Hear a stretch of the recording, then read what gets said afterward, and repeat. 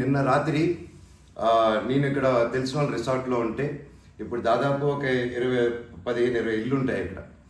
వాటి మధ్యలో అన్ని దాటుకుంటూ సైరన్ వేసుకుంటూ 10:30కి వచ్చి నేను నా నెక్స్ట్ ఫిల్మ్ డైరెక్టరు నా సిబ్బంది అందరూ కూర్చొని మేము అప్పుడే డిన్నర్ కూర్చొని తిందామని కూర్చున్నప్పుడు సరా అని వచ్చారు. సరే ఏంటని అందరూ కంగారు పడి వెళ్ళారు. ఏంటి సార్ అంటే మీరంతా ఇక్కడ ఏం చేస్తున్నారు? నేను సీఎం గారి దగ్గర నుంచి వస్తున్నాను, ఆనరబుల్ సీఎం గారి దగ్గర నుంచి వస్తున్నాను. నీ పేరేంటి, ఏ ఊరు, అసలు ఇక్కడ ఎందుకు ఉంటున్నారు మీరు అని రాత్రి 10:30కి ఒక ఎస్ఐ గారు, కానిస్టేబుల్ గారు. అండ్ నేను వెంటనే దిగాను కిందకి. సార్ ఏంటి సార్ సీఎం గారు దగ్గర నుంచి వచ్చారని చెప్తున్నారు, what it we do mistake sir, ఒకసారి నాకు చెప్పండి ఎవరు అప్రోచ్ అయ్యారో, నేను వచ్చి కలుస్తాను సార్ అని చెప్పాను. లేదు సీఎం గారు లేదు, నేను బందోబస్తు ఫినిష్ చేసుకుని వచ్చాను అని చెప్పి ఆయన మాట మార్చారు. ఓకే సార్ అంటే మేము దాదాపు ఒక 10-15 మంది ఉన్నామండి ఇక్కడ రిసార్ట్లో, ఒక 3 ఇల్లు తీసుకుని ఉన్నాం. అండ్ అందరూ చూస్తున్నారు, అంటే రికార్డింగ్స్ అన్నీ చేస్తున్నాం మేము జరిగిందంతా.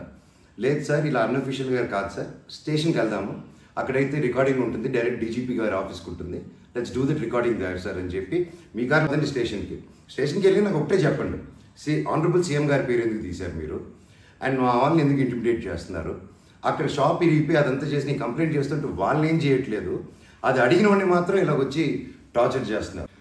భయానికంటే ప్రేమ గొప్పదండి, అది నేను నమ్ముతాను. అండ్ నేను మళ్ళీ చెప్తాను, జరిగింది ఇది. అండ్ నేను అక్కడికి వెళ్ళిన తర్వాత పోలీస్ స్టేషన్కి నేను నా కారులో ఎక్కి స్టేషన్కి వెళ్ళాను. వెనకెళ్ళి ఎస్ఐ గారు వస్తున్నారు.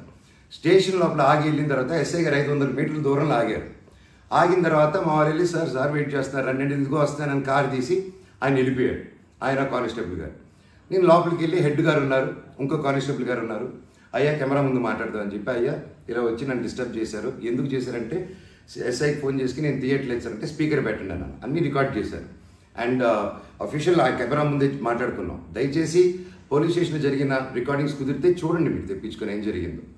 ఇదండి జరిగింది. అండ్ ఎస్ఐ గారు రాలేదు, ఎవరు రాలేదు, నేను ఎక్కడే వెయిట్ చేస్తున్నాను. ఈలోగా సిఐ గారు ఫోన్ చేస్తే నాకు మెసేజ్ పెట్టండి సార్, మా వాళ్ళకి నేను ఇక్కడ నన్నే ఇంత ఇంటిమిడేట్ చేసి నన్నే ఇలా తొక్కాలని చూస్తూ ఉంటే ఇంకా మిగతా వాళ్ళందరినీ ఏం చేస్తారు సార్ మీరు, నేను ఊరి దాటాక వాళ్ళని ఏం చేస్తారు సార్, వాళ్ళకి ఏం ప్రొటెక్షన్ ఉంది అని చెప్పి అనడం జరిగింది. సో ఇది జరిగింది, ఎందుకంటే ఒక్కొక్కరు ఒక్కొక్క న్యూస్ క్యారీ చేస్తున్నారు. But this is the facts happen. నా దగ్గర ప్రతిదీ ఫ్యాక్ట్ ఉంది. నన్ను తప్పు అయితే నా షర్ట్ పట్టుకుని వరే మనోజ్ నువ్వు తప్పు రా అని అడగండి మీరు, ఐఎమ్ రెడీ ఫర్ దట్.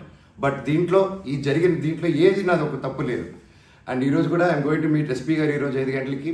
ఆయన కలిసి ప్రతి ఒక్క ప్రూఫ్ ప్రతిదీ నా దగ్గర ఉండేది వెళ్ళి తీసుకెళ్ళి చూపించి సార్కి సబ్మిట్ చేయాలనుకుంటున్నాను. థ్యాంక్ యూ సో మచ్ అండి. జై హింద్.